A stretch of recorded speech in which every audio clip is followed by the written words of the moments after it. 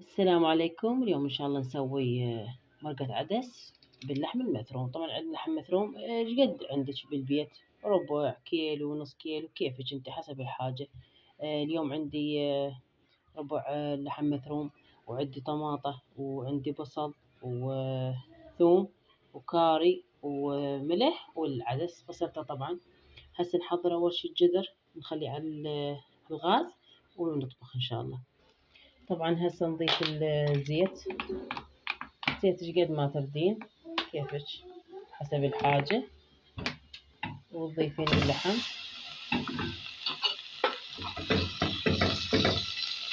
تضيفين وياه البصل والثوم. هسه راح نحمسهم شوية.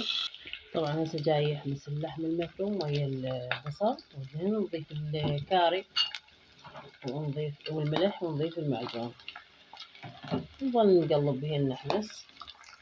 هسه طبعا حمسة، نضيف هسه العدس وبعدها الماء.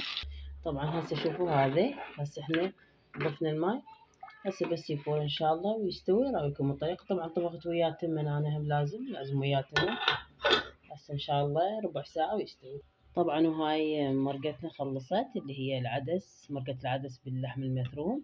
سويت وياها تمن، سويت زلاطة تتكون من الطماطة والبصل الأخضر والكرفس والليمون والجزر وشو اسمه، ضفت لها شوية ملح. فسووها وجربوها وعلقولي واشتركوا على قناتي، وألف عافية.